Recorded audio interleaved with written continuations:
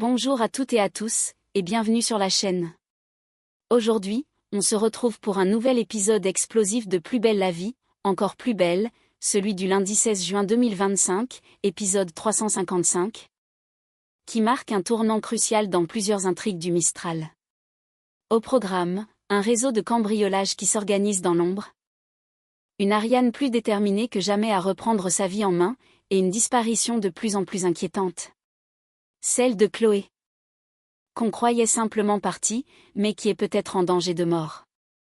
Pendant que Samuel et Morgan plongent dans les ramifications inquiétantes d'un trafic bien organisé, Ariane affronte les fantômes du passé, se réconcilie avec Patrick, et tente de réparer ses erreurs notamment auprès de Louis, dans une scène émouvante sur son rôle de mère.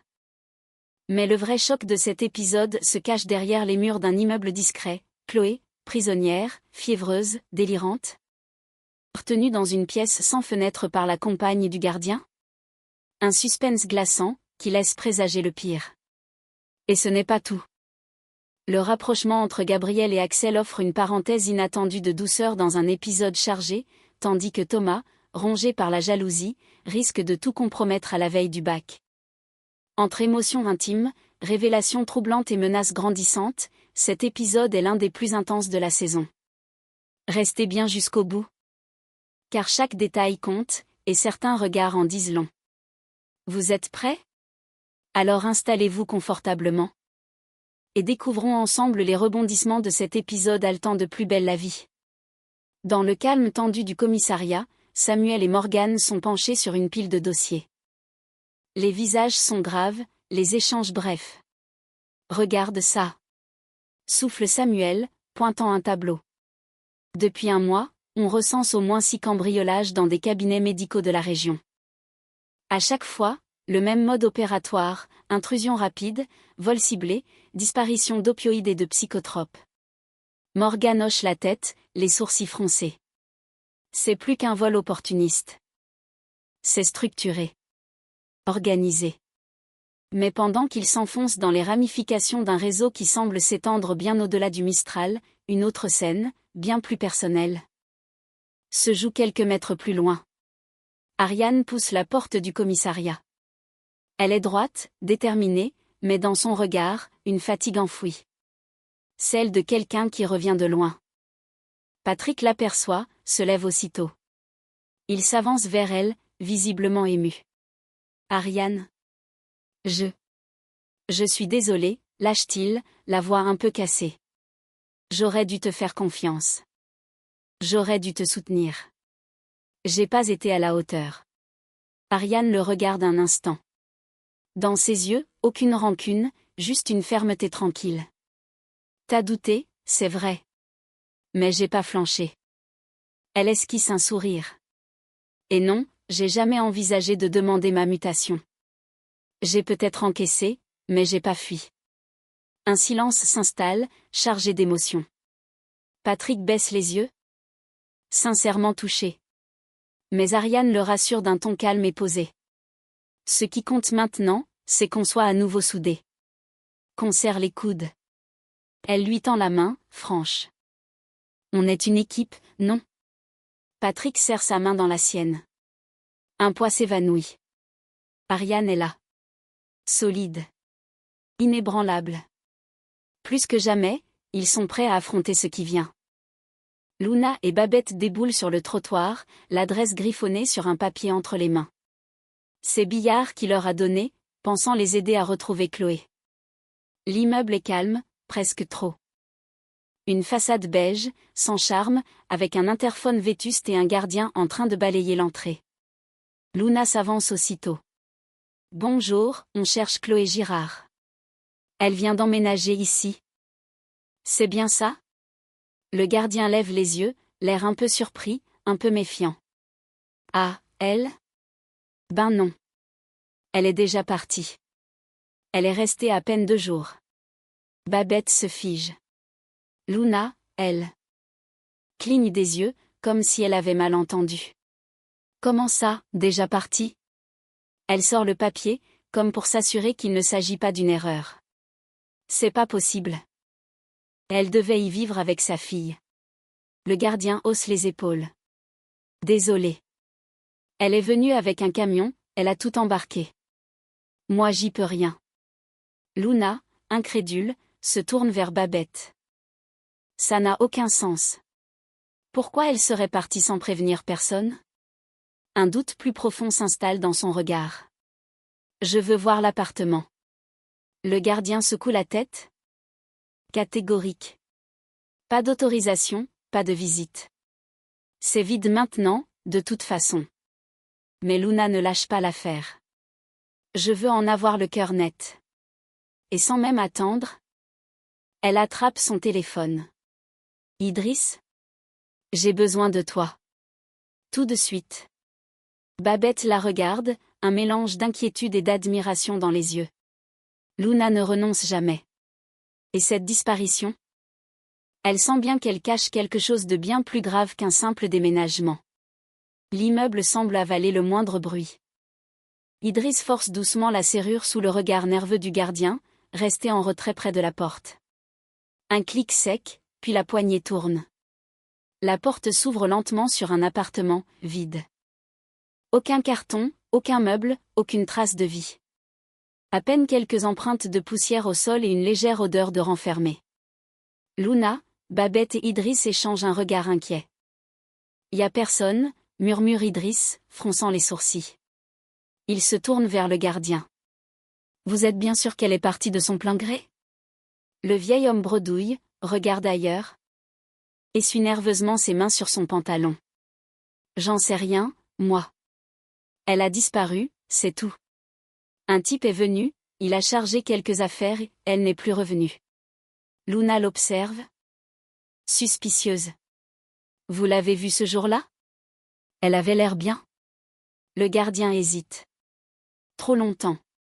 Puis lâche, les yeux fuyants. Elle était bizarre. Très faible. On aurait dit qu'elle délirait. Idriss croise les bras, méfiant. Elle a peut-être rechuté. Elle a déjà eu des antécédents. Mais c'est Babette qui lâche la bombe, d'une voix serrée. Et si elle n'avait pas juste disparu? Et si c'était elle, qui avait braqué le cabinet? Elle baisse les yeux, rongée par le doute. Je n'arrive pas à croire que je dise ça. Mais, elle connaissait les lieux. Elle aurait pu savoir où étaient les stocks. Un silence tendu s'installe.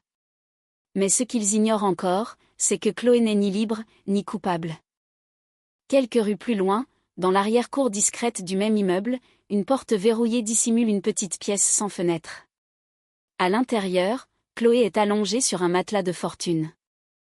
Tremblante, fiévreuse, elle délire à moitié. Ses lèvres sont sèches, ses mains moites. Son regard se perd dans le vide, et elle murmure des phrases incohérentes. Son corps la lâche, peu à peu. Une silhouette entre. Une femme. Discrète, plus âgée. C'est la compagne du gardien. Elle tient un plateau avec un bol d'eau tiède et quelques comprimés écrasés. Tu vas bientôt aller mieux?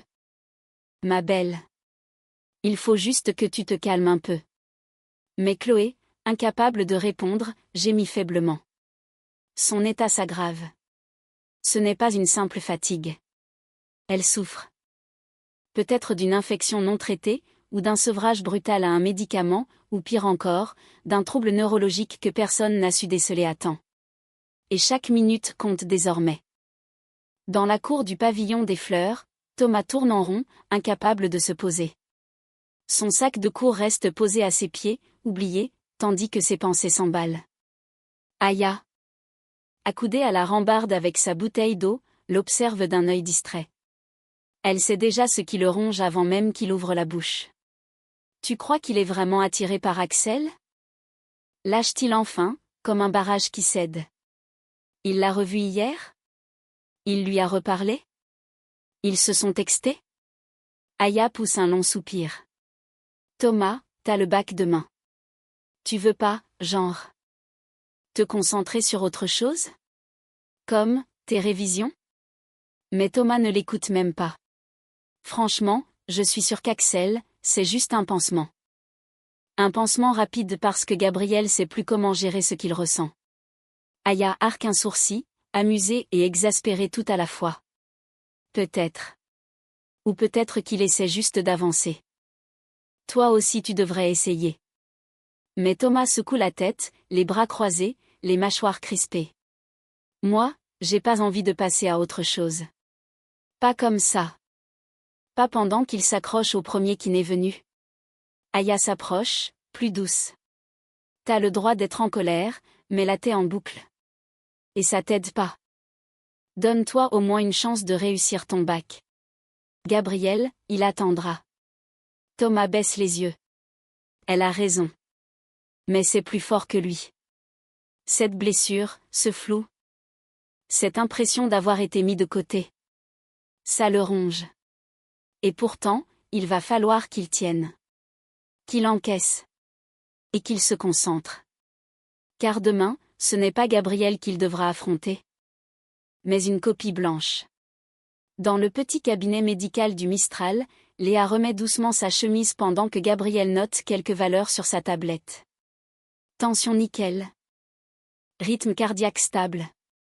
T'es en pleine forme. Léa esquisse un sourire fatigué. C'est surtout que je suis crevée. Mais sinon, ça va. Elle attrape sa veste et demande, presque en passant. Le prochain rendez-vous avec l'oncologue, c'est bien dans 10 jours? Gabriel hoche la tête. Exact. Et je te l'ai déjà noté dans ton agenda, t'inquiète. Il lui adresse un regard complice, puis jette un rapide coup d'œil à l'heure. Un léger sourire se dessine sur ses lèvres. Ce soir, c'est le fameux date avec Axel. Il a tout prévu dans les moindres détails, apéritif raffiné chez lui, petit resto en terrasse, spectacle de stand-up pour détendre l'atmosphère. Et même une balade nocturne sous les lampadaires du Vieux-Port. Mais quand le moment arrive, tout ne se passe pas comme prévu. Axel débarque avec un peu de retard, un peu d'émotion dans les yeux. Un sourire un peu trop sincère. Gabriel, qui s'apprêtait à détailler son planning millimétré, s'interrompt en le voyant.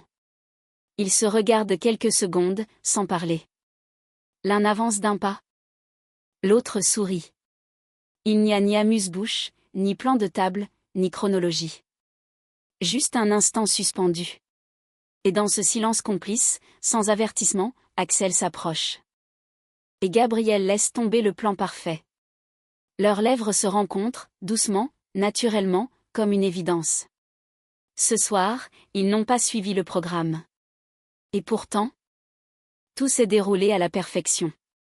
Le tonnerre gronde doucement au-dessus de Marseille, mais au commissariat, c'est une toute autre tempête qui couve. Boé referme le dossier avec un claquement sec, les mâchoires serrées. Les deux types de Barral sont en garde à vue. Ils ont craqué. Ce sont eux qui ont drogué Ariane. Face à lui. Ariane garde les bras croisés, le regard dur. Ils ont tout avoué? Boé hoche la tête. Oui. C'était bien prémédité. Ils ont glissé la substance dans ton verre pendant la soirée du gala. Pendant que Barral te tenait à l'œil. Un silence s'installe. Ariane serre les dents. Elle encaisse, mais elle ne pliera pas. Pas maintenant. Elle a traversé bien pire. Mais ce qui l'inquiète? Ce n'est plus l'attaque passée, c'est ce qu'il cache encore. Elle jette un regard rapide vers la porte du bureau de Patrick. Fermée. Tu lui as parlé des scellés? Boé secoue la tête. Presque sur la défensive.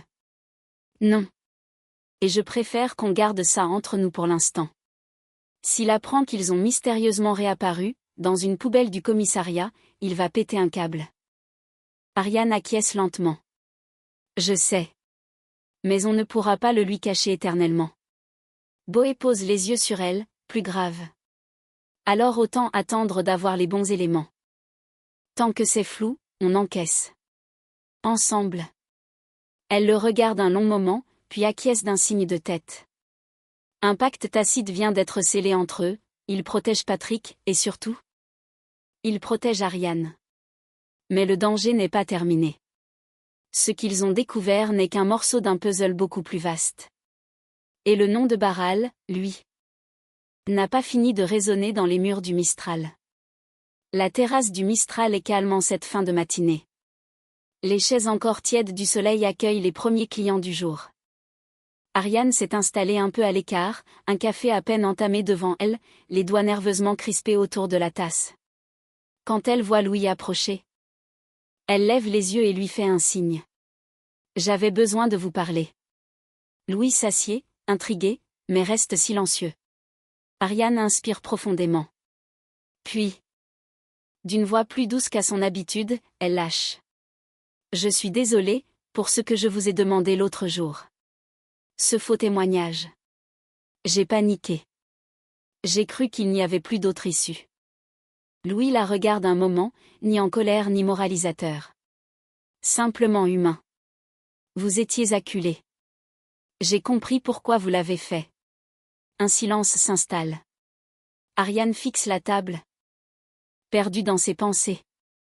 Puis, presque dans un souffle. Vous trouvez que j'élève bien Zoé?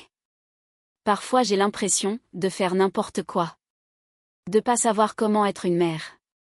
Louis esquisse un sourire rassurant, bienveillant. Vous vous en sortez très bien. Zoé est une ado brillante, sensible, droite.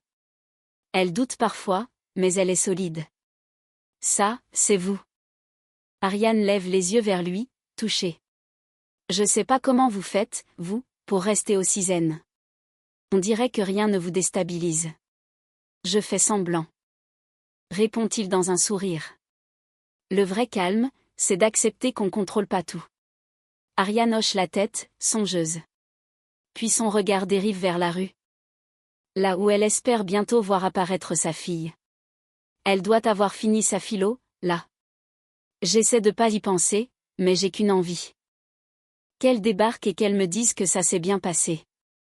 Elle sourit, fière et anxieuse tout à la fois. C'est idiot, non? Non, répond Louis simplement. C'est être mère. Et Ariane, pour la première fois de la journée, se détend un peu. Juste un peu. En attendant le retour de sa fille. Et voilà, c'est la fin de cet épisode bouleversant du 16 juin 2025. Un épisode où les masques tombent peu à peu, où les blessures refont surface, mais où l'espoir continue de vibrer, malgré les dangers. Ariane reprend sa place au commissariat, plus forte que jamais. Prête à se battre pour elle et pour sa fille. Luna, elle, refuse de croire à une simple fuite, son instinct lui crie que Chloé est en danger. Et elle a raison. Quant à Chloé, affaiblie, séquestrée. Elle se bat, entre délire et douleur, dans l'ombre. Pendant que personne ne soupçonne ce qu'elle endure réellement. Enfin, le lien fragile entre Gabriel et Axel semble prêt à s'épanouir. Mais à quel prix? Et Boé et Ariane, unis dans un pacte silencieux, s'apprêtent à défier la vérité pour protéger les leurs. Rien n'est terminé, au contraire. Ce n'était qu'un avant-goût. Car au Mistral, chaque geste, chaque silence, chaque disparition, cache une tempête. Si cette vidéo vous a plu, n'oubliez pas de liker, de partager vos impressions en commentaire. Et surtout de vous abonner pour suivre avec nous la suite de cette aventure palpitante. On se retrouve très bientôt pour un nouvel épisode de Plus belle la vie, encore plus belle. Prenez soin de vous, et surtout, restez vigilants. Le Mistral ne dort jamais. À très vite.